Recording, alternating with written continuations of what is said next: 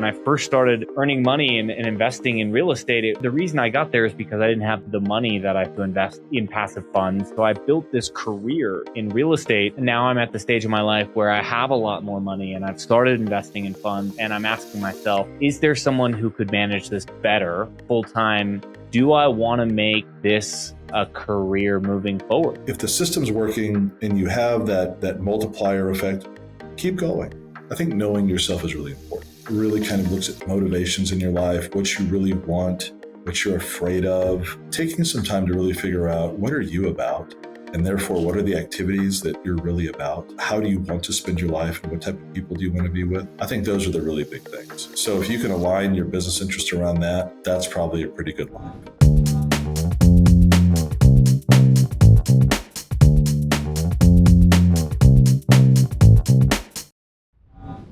Hey there, and welcome to another episode. My name is Pascal Wagner, the host of the Grow Your Cashflow Podcast. If you're new here, we help accredited investors grow and diversify their monthly cash flow through low-risk private placements. To be clear, we're not financial advisors providing you advice on your specific financial situation, but our email list, our social content, and this podcast are all designed to help you learn how to find and vet passive income investment opportunities, so that someday when you're looking to grow your cash flow, that you'll consider working with us. And even if you never invest with us here, at the very least, we want to help accelerate your ability to gain financial freedom. So with that, let's dive in.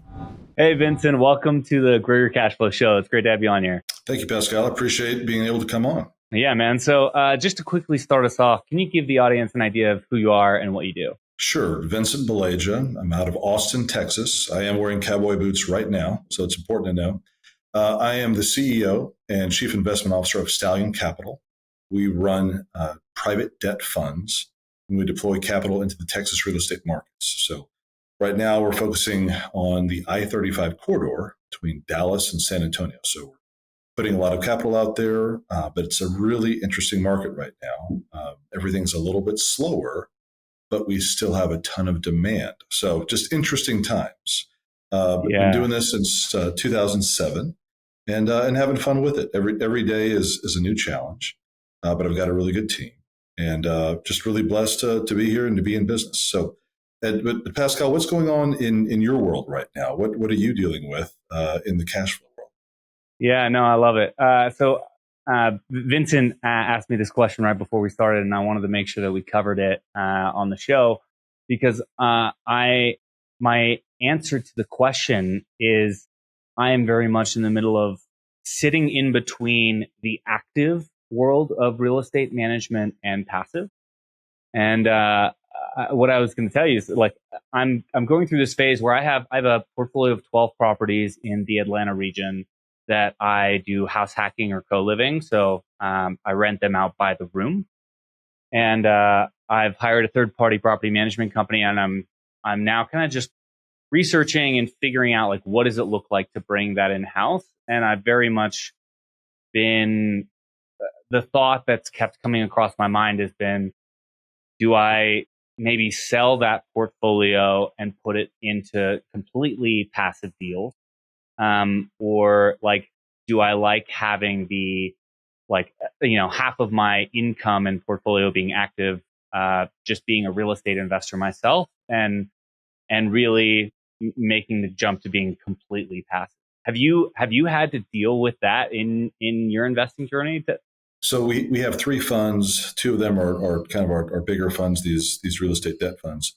The third one is like an Airbnb fund. So we bought, I think we have 29 active properties right now in Dallas, Austin, and San Antonio. We got a couple more coming on in Port Aransas, which is this Texas beach town. And we're trying to figure out, and honestly, we've had pretty decent performance over time, but the ROI isn't what we've wanted to see. So we're thinking about selling about half the properties. So we pare it down to probably 14 or 15. We're in that process, but right now it's kind of the busy season. So we're taking all the income out of the properties. And what we found is we've had a property management company we've been using now for about a year and a half. One of the issues that we've had has been really accurate pricing.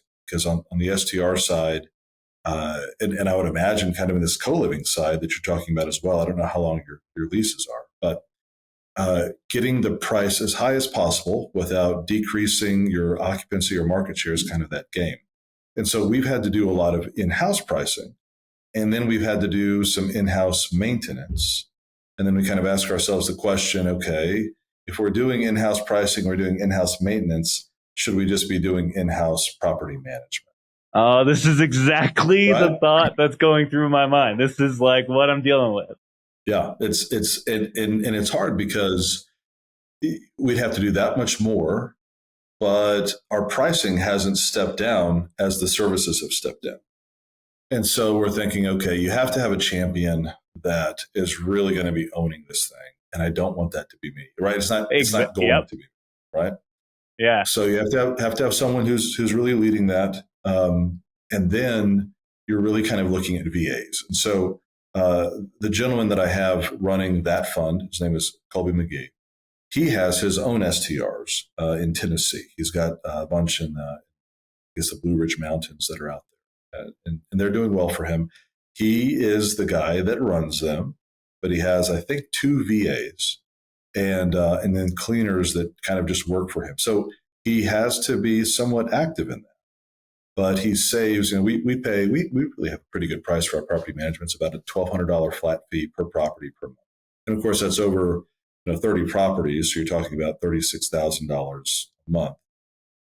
And I would say at that scale, it probably does make sense with all the things we're doing to go ahead and bring in some VAs and have a champion here that's doing that, because that's, it's a good amount of money. And I think the service is just tough. And that's one thing where we've struggled. I mean, property management, we're not property managers, right? But we've had a hard time both on the multifamily side and on the STR side of getting people to care about it as much as we. Well, I think actually the incentives are misaligned. I think is the realization that I've had over the last, 6 months. It's just like as a property manager's portfolio grows, your percentage of properties in it and the amount of revenue it brings that company becomes smaller. But if rooms aren't filled or if it's not properly managed, it's much more painful for you as the owner to have, unless you have an in-house person where their income or compensation is kind of like tied, or you just manage it differently, right? It's true. And I just think that no one will care as much as you will.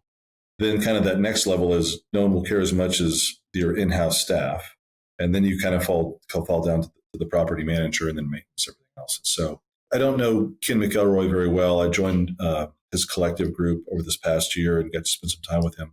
And he owns, I don't know, maybe 15,000 doors right now. I could be off on that by a few thousand. But I was surprised that he does all his own in-house property management. He doesn't use any third parties at all. And he was saying the reason for that is no one cares as much as he does. No one cares as much as his staff. So you might have, a nicer life having just that kind of passive income and not messing with it, not taking those phone calls. But your ROI is not going to be as high. And I just think it's kind of about the lifestyle that you want to have. Do you want to have to deal with it or not? And what is the delta? But you should also know that it's not just the revenue or the profit that you're making. It's also the condition of the properties, because we've also found that no one cares about the revenue as much as we do. No one cares about the expenses, right? That's all the financial side. But no one cares about the condition of the properties like we do. And so so we just had our crew that's here in-house go up and do a Dallas tour, which Dallas is only 3 hours away. And with every property, they found deferred maintenance. With every property, there were issues that would have been covered by the deposits given by the short-term renters or the guests, right? But if you don't have someone going through those properties and really looking to see what the issue is, then you're not able to capture any money from that deposit. A little bit different on the long-term side. But no one cares as much, right? So now we might have $10,000 of deferred maintenance on a property, maybe $15,000, where really that should have been coming out of those deposits that were made, and that would have been taken care of through Airbnb. But if no one's there to pick up the slack, just lose out. So it's a dilemma.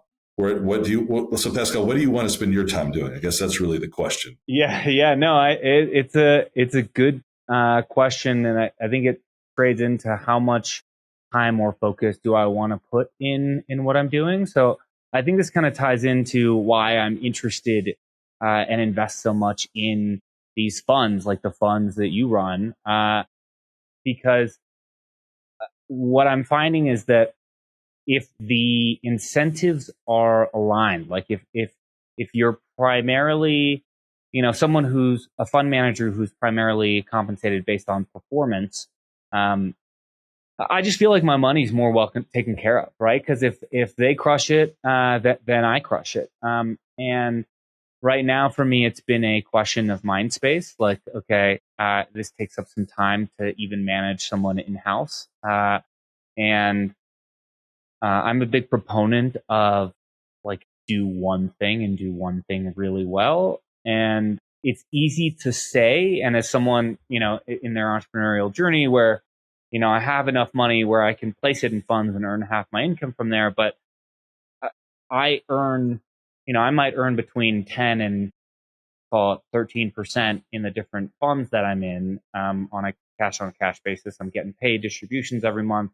But if my active portfolio produces that at the moment right now, and I feel like it's mismanaged. So to me, there's like, I could be making 18% cash on cash just because of the way that I've structured my investments. And so, it's this trade-off between how much work do I want to put in to get that extra income versus put it away. I mean, I'm focused on growing, this Grow Your Cashflow fund. So that's where I want to be spending my time. But I imagine for you, it's a similar question, right? Like it's something I talk about in my process of evaluating different funds to work with. Like, do they only do one thing and do they really do it really well? Or do they do multiple things and like, do they have ways to compensate with additional staff or with additional, I guess, just like a bigger balance sheet to be able to hire the staff to have the appropriate focus on more than one asset class? How do you look at that inside your firm? Because you moved from not just having debt funds, but now also having this other portfolio. Like, what was the story behind that, and how do you think about that now? So I think the story really was that we've been doing the debt funds for quite some time, really using more of an unleveraged model because it's kind of an all-weather fund, right? So if it's rainy or it's sunny, 7 to 8%, maybe a little bit higher than that, are the returns that we can put out. That's acceptable for some investors. Some investors are at that 7 to 8. Some investors are at the 10. Some are at the 12. Some are, like you're saying, at 15. Just kind of depends on, but there's the risk is always correlated with that because in order to get those higher returns, you're always leveraging the portfolio and you're adding more or less value, and there's always execution risk, right? So for years, we were having our investors saying, man, we like the 7-8%, but we're doing these multifamily syndications and we're getting a nice multiple on what we're doing. Things are selling really well. And so we might lose some money, might have some redemptions out of the fund to go into some of those syndications.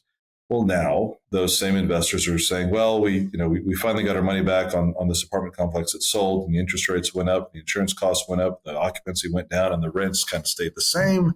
We'd like to get back into this kind of passive cash flow game. So it's always about what the alternative is, right? And you said, Pascal, that I can get 12% passively, or maybe 13%. I can get 18 or 19%, actively. Well, it's a 5% delta, right? So what is that 5% worth? But to get back to our story, and it's kind of the same thing. It's okay. We thought, well, we can get 8% on what we're doing pretty easily. If we could get 12, 13%, that extra 5%, right? What were we willing to do to go chase that extra 5% for our investors, right? Not just for ourselves, and we'd have upside for ourselves as well. But it's really like starting a new business because it's real estate. Yeah, it's capital management, sure. But what you're doing to generate it is completely different. On one side, you're underwriting loan files and you are managing a portfolio of loans. On the other side, You're responding to guest issues. I mean, maybe the manager is, but still at the end of the day, it's like, no, you're in the hospitality business. Right. So it's kind of the question, is getting into the hospitality business worth 5%? Maybe. It depends kind of what your passions are. We had people And at that what had scale? and at what scale? Because if anything that you do on a small scale is just going to take up a lot of time and resource. It only makes sense that to do it at scale. So when we started it, we thought, we ran numbers and said, this only really makes sense at about $60 million of assets under management inside of this STR fund. Below that, we're really not making as much money as we are in the debt funds. Above that, we can have greater scale. So 60 to $100 million, and that's the total value of the real estate there, makes sense. But then you've got to raise capital to get there, right? And if you're using 70% leverage or 75% leverage, you still have to go raise easily $20 million or so. For some people, that raising $20 million is really easy. For others, it isn't. But you got to go raise the money, then you got to go get the debt, you got to sign for the debt, you got to buy the properties, you got to set the properties up, and you have to do a lot of stuff. Just so the scale helps, but then you need to test what you're doing as well, right? Jim Collins writes about fire bullets and then fire cannonballs. Well, a $60 million fund for most people is kind of a cannonball. So you need to test out what you want to do with some bullets, but the bullets aren't going to be very profitable because you don't have the scale. So it's hard, man. It's like starting a new business, and you kind of have so much energy. And we do these things because we see that delta of 5% or 6%. Man, it's like we see it. Is it worth it? For us, it was kind of like, okay, our investors are happy over here on this passive side. This other one will be passive too, but here's an 8%. Here's a 12% tax advantages, things like that. And we thought, it's worth it to go do it.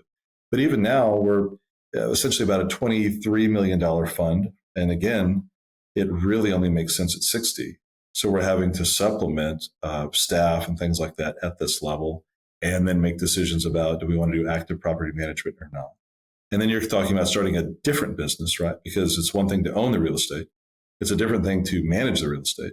And managing 30 properties is one person can't just go do all that, especially on a short-term rental basis. Maybe on a long-term rental basis they can, but short-term you can't.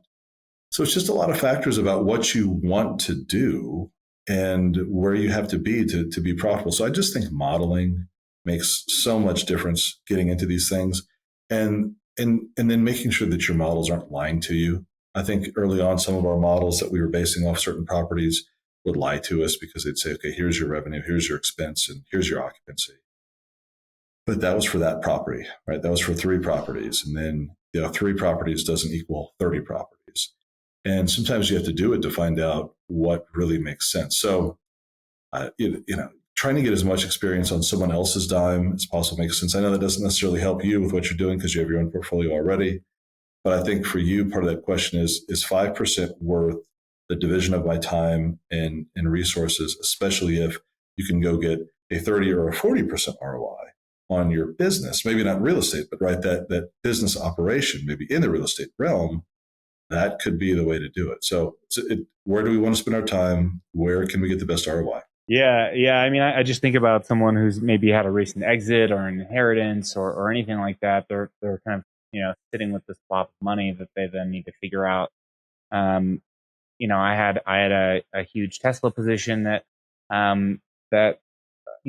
made a huge chunk of change on that I then pivoted over. And the question then is just like, how do you deploy it? Right? That's the question on everyone's mind. How do you deploy it? You mentioned something earlier that I would love to dive in on, which you said everything's risk adjusted. So you said, okay, your funds generate 7-8%. There are other opportunities that offer more. There are some that offer less. How does someone who's investing, like just take me or my audience, like we're here to learn how to assess risk and figure out what are the right investments for us. Like when you say risk adjusted, can you kind of like dive into that from the frame of helping us decide on, what risk we're willing to take? I can do my best. And so this isn't always true, but it's usually true. You just look at the number that's coming out, right? And things are different now because your risk-free rate is about 5.5%. So that's a huge change than what you've had over the last, 20 years or so. And that's happened in the last year. So that changes everything. And usually to start taking risk, you need about a 3% premium. So when you start looking at investments that are not treasuries, they kind of need to start at 8. So that's put some pressure on our business, right? Because traditionally we've been at that 7.5% and 8 and had a very nice premium over the risk-free rate, right? 5%, 6%. It's not as big anymore. But when you see someone that's generating a 10 or a 12, in the market, in different asset classes, everyone's competing for that same business, right? On the lending side, we're competing for loans the same as everybody else, right? We can charge so much money before someone will go to one of our competitors, right? And so the only way to kind of turn that up is to push more of the revenue that's coming into the investor, which is possible. You could have a better split. You could have a lower management fee, things like that. So you can look at those things if you're looking at passive funds. But if you're seeing a 12, like for instance, if someone's in our business and I see that they're paying a 12 rate, well, I just know that their money is leveraged. I know that they're borrowing at least half of the capital that they're putting out. And if I see those rates now, I know that they're borrowing probably 70% of that capital that's going out. So when we talk to our investors, we let them know we're really not a leveraged fund. We have first lien position on everything. And our rates are up, but there's really only so high that you can go in the model that we use. If you want a higher return, we're going to have to leverage the position. But when you leverage the position, you lose your first lien position. You don't really lose it, but you're assigning it to another bank or financial institution. And so that bank is now in the first lien, and now you're in the second. Oh, wow. Okay, hold on. Let's break that down. This is Sure. This is a nuance that I don't think I've uncovered before. So what you're saying here is we're talking about the difference between a leveraged debt fund and an unleveraged debt fund. And just to kind of recap, everyone, like a debt fund is, you're acting as the bank, Vincent. You're finding real estate operators that want loans from you in order to, renovate or, certain projects. And then you're earning interest on that. And then eventually they pay you all the principal back after they've refinanced it into a longer term loan. Is that, do I have that right? They've either refinanced it or they've sold it. But yes, yeah, everything is right, exactly how you said it. Yeah. That's okay. Right. So now there's a difference here where if you're the one providing the loan, so you have the note that says, hey, if the borrower who we gave the loan to doesn't pay, we're going to take over that asset. And if you went to, how big is your fund? So our first fund's about $75 million, and the other two funds are about $30 million total. Okay, cool. So let's say, for easy math, we're just going to use $100 million. So you have $100 million of funds. And if you went to the bank and you said, hey, I want to use 50% leverage. I want to get another 100 million. I don't know. I guess you might get those rates at 7% or 8% well, from the bank you today? Used to be able to get them. Yeah, that's kind of the old rate, right? So if you're paying prime, you're at 850 right now, and you're probably what does prime mean? So prime is the Wall Street Journal prime. It's the kind of the established rate that's used across the country that a bank would give one of their excellent customers, right? And so if you get a loan at prime, you're usually doing pretty well. Sometimes you can get a loan below prime, which might be prime minus a half, minus one. But a lot of times you're getting prime plus a half or prime plus one. So if you're borrowing at 9 or 9.5, that delta is pretty small. Back in the good old days, a few years ago, when you're borrowing at 3 and you're charging 10 or charging 12, that's a great spread, right? That's a really good arbitrage. And so the leverage funds makes a lot of sense. Now your margins are much smaller. And so you might have a fund that is paying out 12 versus ours is paying out 8. But they've borrowed, like you're saying, maybe if you have $100 million of cash, you've borrowed another $70 million. Well, that $70 million, if something goes wrong in the portfolio, that has to be paid back first, right? So effectively what you've done is put your $100 million of investors where they were in a first lien position in an unlevered fund, which is a good place to be. really now they're second to the bank because the bank has taken all those loans as collateral for that whatever that line is that they've established for you. So that line has to be paid back first.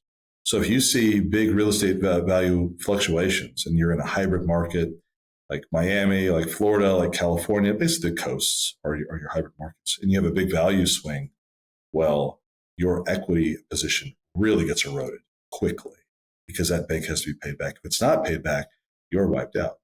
If it's unleveraged, well, if you have to foreclose on the property, you sit on the property, you're not having to pay a bank, you wait, you turn it into a rental, you try to generate the income you can, and then as the market comes back, you can sell it. So you're under a lot less pressure. So that's why I'm saying that it's great to see a higher number. And when everything's going well and interest rates are low, people should go and look to say, okay, well, this fund does 8, this fund does 10, this fund does 12. I'm going to go do the one that says 12. We're always tempted to do that because we don't understand the risk that's behind those funds. And so if you have a fund of any size, that fund is dealing with the market, and the market always sets the rate. And I'm just saying there is the risk on the other side of that rate. You can't get away from it there unless you're just in a truly disruptive industry in the first couple of years, and really you're an outlier. Okay, then good profits can be made, but good profits bring ruinous competition. It always happens, and then you're back to the market. And as soon as you're back to the market, you have that rule of you get a certain number, you take a certain amount of risk. You want that 25% rate of return, you're going to take the risk. And, I heard a great speech the other day. The guy says, real estate is always location, location, location. He says, that's not true. It's a lie. He says real estate is always timing, timing, timing. And, but at the same time, it's so hard to time any market.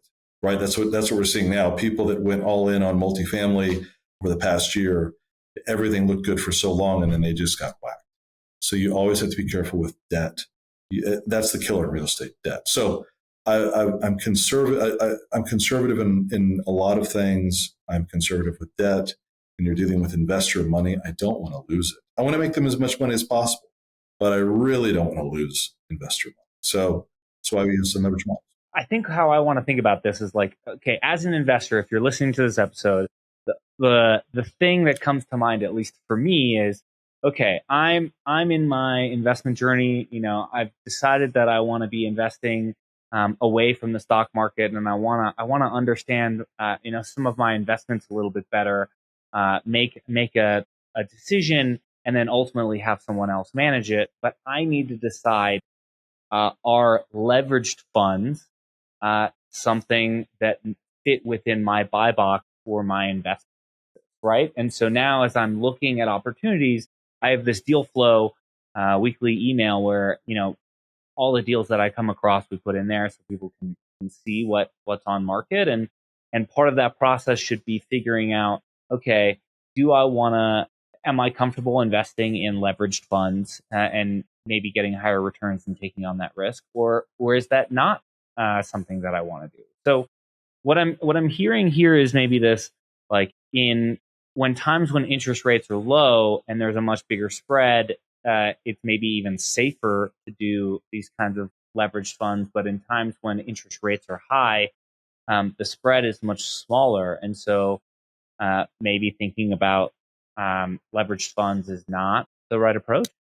Yeah, I just think you have more risk because you have less slack in the system, right? You have less room for mistakes. And I'm not saying that a leverage fund is the right way to always go in a low interest rate environment. It's still going to have more risk associated with it. But there's more money to be made. There's more spread. And so it may be worth it. One of the big problems that a lot of people have right now who are using either leverage funds or they may just own real estate, they may own multifamily, is if they have floating rate debt and they've taken debt out and that rate has gone from 3% to 8%. I mean, that is killing your cash flow. You are almost certainly in a negative cash flow position because you wrote everything out at that lower interest rate. I've seen so much of that happen with multifamily over this past year. And that can happen at the same time with a leverage fund, with whatever type of leverage model. Is if you have floating rate debt, then you can get killed in this environment. Now, most people would say, well, the Fed cannot raise rates much more than they have, right? They've had a couple pauses, and that could be true, but it may not be. And that's just it, right? If you're using any type of leverage in real estate, if that rate continues to increase, your revenue is not increasing at the same rate. In fact, it's rents have really kind of been flat. The interest rates that we can charge have kind of been flat over the last year.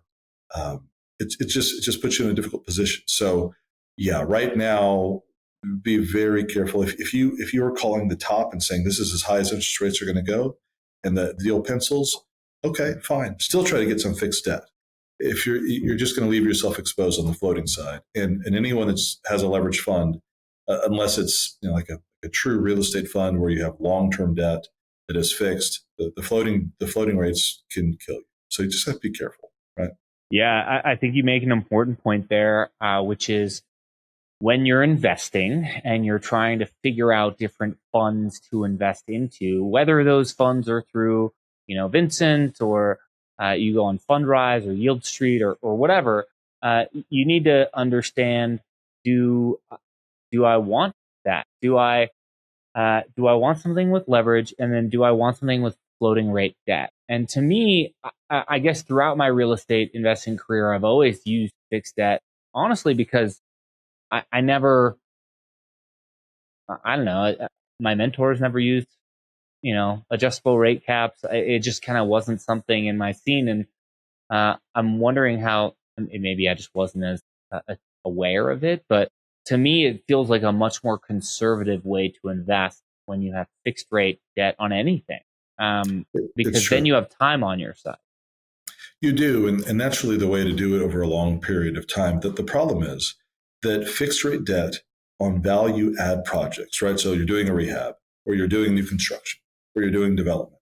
It's hard to get fixed rate debt right now. Everything is floating, and in a rate environment where things are changing, it's really kind of dangerous to put out floating. I mean, about 2 years ago, when we started to see inflation crop up, we switched to floating rate debt for all of our borrowers. It really wasn't a big deal for them because they thought things would just go along as usual. But I saw what the Fed was probably going to do if the inflation problem persisted, and it did. So luckily, by the time the Fed started raising rates, we had turned over most of our portfolio to floating rate debt. And so that gave a nice bonus to our investors. And even now, when we lend money, we will go at a floating rate, but we'll put in a floor, and a floor is whatever that is going to be the face rate. So let's just say that we put out a loan at prime plus 4, which is effectively a 12.5% rate right now. We'll put a floor at that 12.5% level to make sure that our investors are secure that even if the Fed starts lowering rates, that it's going to stay at 12.5%.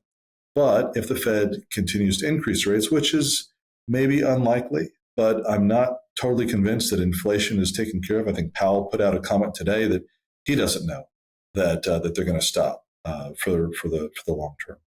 Well, if you see those rates pop up again, you get the benefit of that as an investor. But if you're a borrower, that's going to increase. And so if you are looking at passive funds that do use leverage, you should ask the question, okay, what happens to your model if your source of capital increases by 1 or 2%? Because I can tell you that no fund that uses leverage money like ours has fixed debt. I mean, if they do, sign me up. But everyone in that situation has to use floating because that's what's available in the market. You can get fixed on completed, finished real estate, but that's really about it. So maybe a nuance here. Maybe the adjustable rate, in my mind, originally I was like, adjustable rate mortgages, terrible, doesn't matter which way you look at it. Now, maybe through this conversation, I'm starting to pick up, well, it kind of depends maybe on what side you're on or how you use it. So if you're investing into a big apartment building, and you think, you're not sure about what's going to happen to rates over the next year, then investing with someone where they're using adjustable rate debt would be maybe not as much of a wise decision. But if I'm investing in a debt fund like yours, for example, where there is, it's actually a good thing for me as the investor that you're loaning out adjustable rate mortgages because your downside is capped and the upside, there's just more upside for me as the investor. Am I understanding that correctly? Yeah, that's exactly right. Right. So when you're borrowing, get a fixed rate loan. When you're lending, go adjustable. It's what makes sense. It's hard sometimes to put yourself in that situation on either side, because when you're lending money, everyone wants to borrow it fixed, and when you're trying to borrow money, everyone wants to lend to you at floating. But be disciplined. A good friend of mine, he'll remain unnamed. He's a really good guy, but he bought probably about $80 million of multifamily in the Austin area over the past 2 years on floating rate mortgages. Everything was penciling well early on when rates were low, and then he lost all of his investor money because the rates went too high. The property started to negatively cash flow. Investors didn't want to do capital calls, and now the bank owns the properties. Investors lost their dime they're in. And again, that's not a leveraged debt fund. His was a multifamily fund, but using leverage, and it's the leverage that killed it. And I think the most smart multifamily investors right now, instead of doing an 80-20 debt to equity, they're now down at 60-40 or maybe 55-45, which you're not going to get as much upside there. But you're not, meaning like there's 45% of the value. Like if it's $100 million property, you're getting $45 million out in a loan, or $55 million out in a loan. $55 million, and you're going to bring $45 million. Which most people say, "Gosh, why would you bring that much cash?" Well, it's so that if the rates do increase, you can stand, and you're not going to run out of money. You're not going to run out of cash flow, because ultimately, cash is still king. If you run out of cash, you die in business. It's unfortunate, but that's how it is. I'd love to, don't need to mention names like you mentioned, but one thing I think about is this idea of investors. Right now we're in a crazy economic time, and to figure out what to invest in is scary for most people, right? They're unsure, where should I be putting my money? What if rates go higher? But all this inflation is eating at the principal maybe that I have sitting in the bank. Do you think that kind of investment was avoidable? I mean, obviously every operator is out there raising money for their thing, and everyone's biased, right? Everyone Sure. thinks their deal is going to work. And I'm imagining this wasn't that person's first deal, right? They've been doing this. If they're able to raise that much money, I think one of the trends here is that as an investor, you typically continue investing with the operator that you like to invest with. It's true. And how do you protect yourself as an investor from making those mistakes? I mean, at some point, I imagine, you just like your guy who gives you these investments and it's been working. And at some point it doesn't work anymore. Who's at fault? Do you think that, that operator has a chance to rebuild his career? Or do you think people look at it as you weren't a good steward of my capital, or how do people recover from that? It's a really good question. And I'll answer the question is it on the operator or is it on the investor? It's on the investor. Okay. Players are going to play, builders are going to build, developers are going to develop. That's what they do. Okay. And you have to think about it this way, because this is the pattern that you see. The first deal that you do with somebody, you do a ton of due diligence. You look to see you do a background check on the developer, the sponsor, the principal. You look at all these things. You talk to people about it. You go kick the tires on the site. You do all these things, and then finally you write a little check. Not say it's little, but you write $100,000 check, a $200,000 check, and you worry about it. And you call the guy and all that stuff, and then you know what the guy delivers, and you get your money back, and you get your 1.5 or 2.5x return. You're excited, right?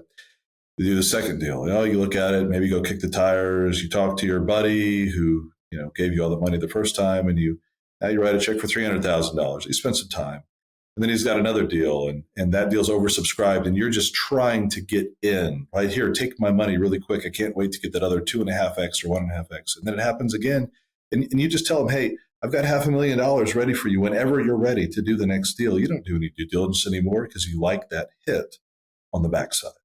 Well, times change. No business is good for all seasons. No investment class is good for all seasons, but you think that it is. So it's funny You do the most due diligence when you make the smallest investment and the least when you make the largest. And then everything blows up because the economy changes. And you're screaming, oh, the developer stole my money. He did this. He had bad business practices. He absconded with funds. No, he didn't. He probably did not do that. You got sloppy with your investor underwriting. It became too easy. You took time off and you trusted. And you know what? The developer probably wasn't doing anything different than he did the first 3 deals that were awesome. It's just the environment changed and he couldn't affect it and he wasn't prepared for it. And you didn't care to stress test his financials. You didn't ask, are you doing a floating rate or fixed debt? Well, you didn't ask if the Fed increases the rate 3%, does this deal still work? And of course, people would say, well, that's a black swan event. That's this, that's it. But it's not. It's not a black swan event. It's just the reality of what can happen. So astute investors are always looking at risk, and your more casual investor is always looking at return. Where can I get the best return? And they just have to understand that they walk hand in hand. And just because an asset class like multifamily had an amazing 10 years of a run doesn't mean the next 10 years are going to be great. We've had lower fund returns in our fund over time. And now we're at a pretty steady 8. But it doesn't mean it's always going to be 8. We're going to try to manage it. But I will tell you that it's a little bit easier to be stable at a lower return than at a higher return rate. I mean, no one can go get 20% every year, year after year. It just doesn't happen. I mean, maybe someone can. But it's kind of like what you said with your Tesla stock, right? You made a great pick. You got a big hit. But if you try that this year, it's a little bit different, right? It doesn't always work. So the hard truth is it's on the investor. It's usually not on the principal or the sponsor. If you have a quality developer that's not misappropriating funds, that isn't committing fraud, he is just trying to do his best to make money for his investors, to keep their money safe. But entrepreneurs, we're optimistic as people, right? We think this is going to work. We're willing to take the risk. And sometimes we're really rewarded with that. And sometimes we just get a little overconfident in ourselves. And it was nobody's fault necessarily. It's just we kept doing what we knew to do. And it didn't work this time, right? Builders are going to, that's just it. Yeah. No, continue. Well, it gets back to what you said earlier, right? When you're talking about, you had your Tesla pop, right? You did great. You got this big bunch of money. Okay. Well, before that, and this is for any investor, right? You have this chunk of money. Are you going to go and get into real estate? Well, maybe. Do you have real estate experience? No. Do you have hospitality experience? No. Do you have business experience? No. But you want to go start a business? Or you want to go buy a bunch of real estate and start managing a portfolio? I'm not saying you can't. I'm just saying that I don't know if that's the smartest thing to do. Oh, you're hitting on a thread that I so resonate with.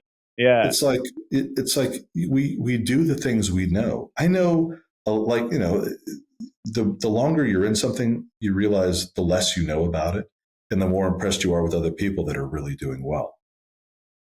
If I sell my business, all of a sudden I want to go get in the car wash business because I see the car wash that's super busy by my house all the time. It's like, if I don't have any experience in that, that's probably a bad idea to take this big pop, this big nest egg, and go drop it into a business or drop it in real estate.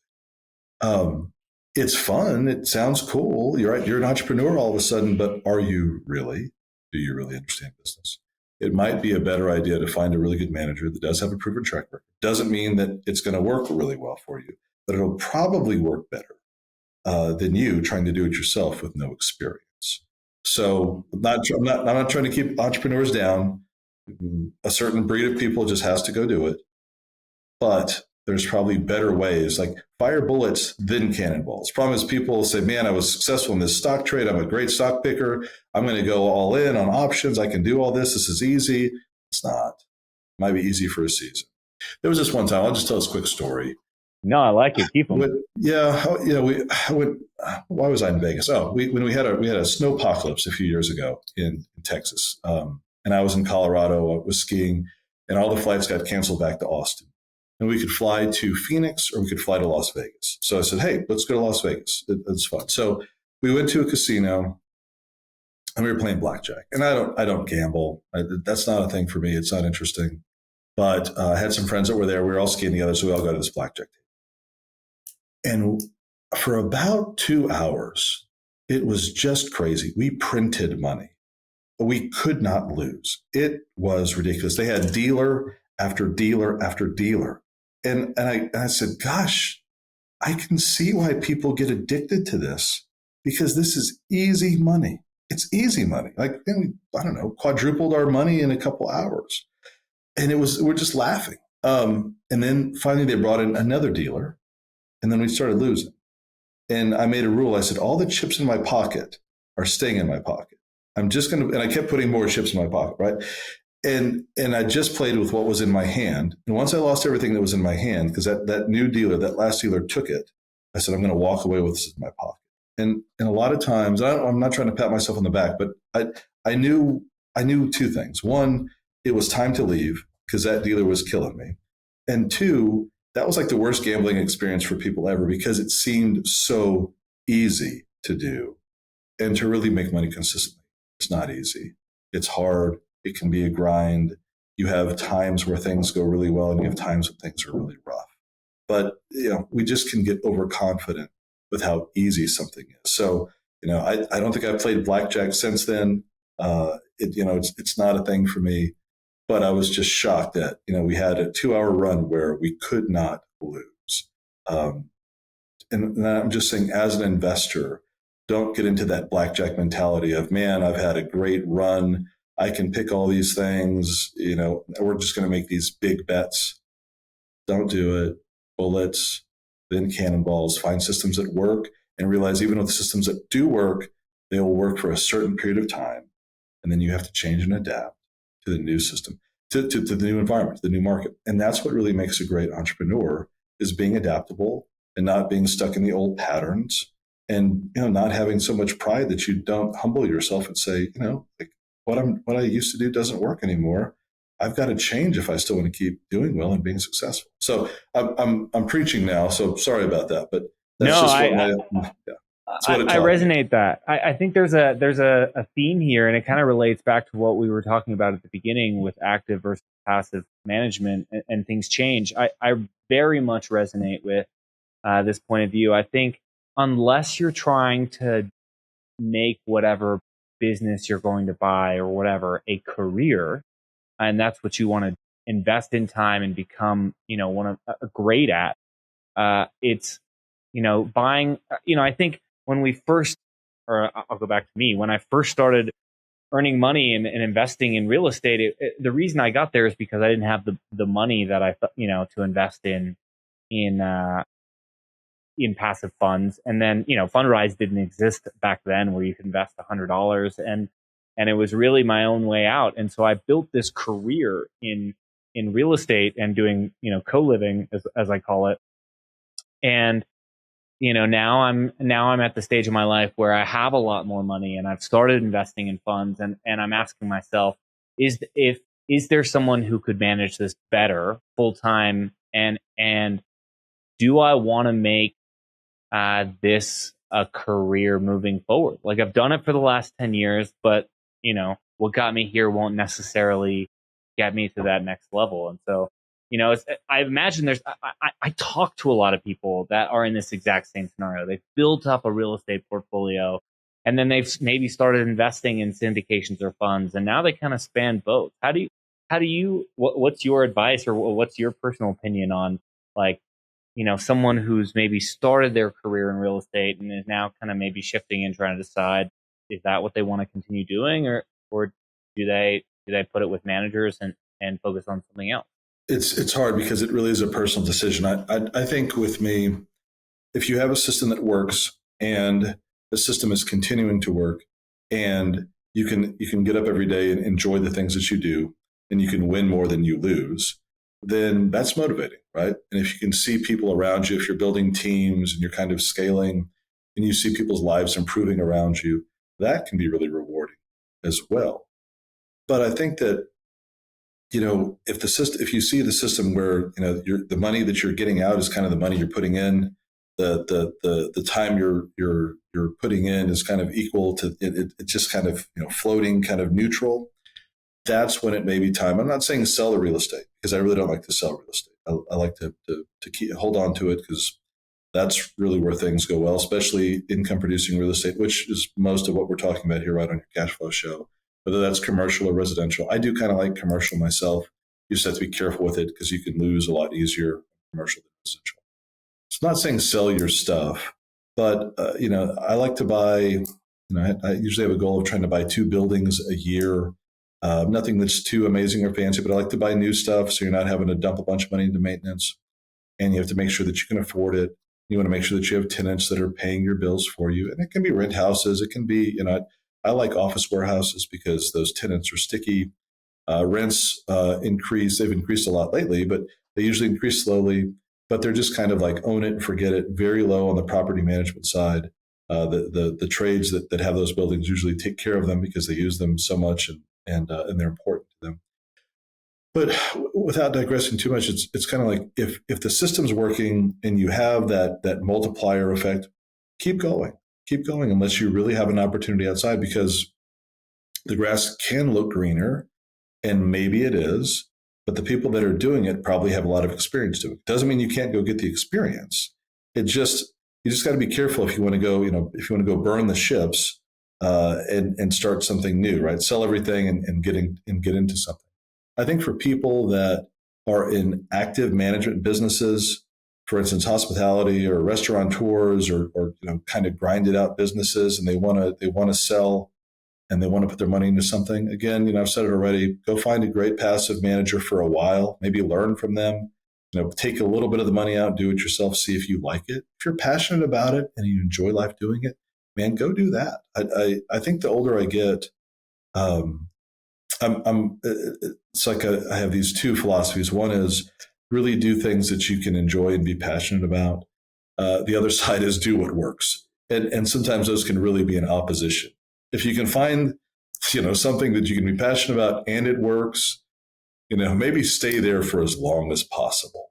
Because, life is a summation of the things that we do every day. So hopefully the things you're doing, you can enjoy. It's not all roses. But if you can have a good amount of roses and you have good people around you, it's probably worth it. If you can see other people have success, then that can be really cool too. But at the end of the day, business is hard. Everyone, kind of wants to retire except for me, but I'm sure at some point when I get tired enough, I will want to retire and find really good passive management funds to go put money into. And then I don't know what I'll do. Hang out on the beach, maybe.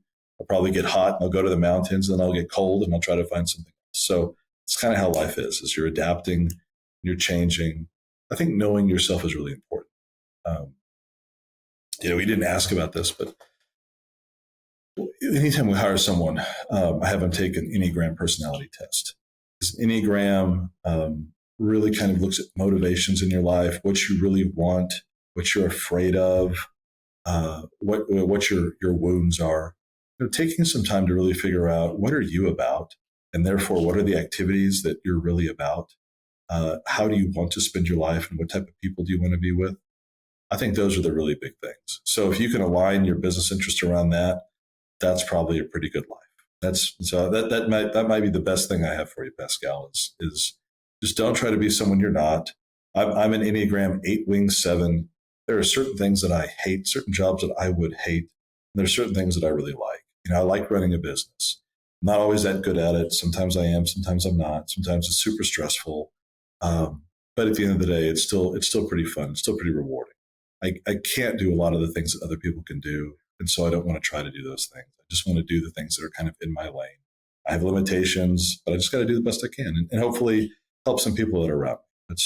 Maybe that's where we kind of end up, whether it's real estate or stocks or crypto or cash flow, whatever it is, can we have a good life inside?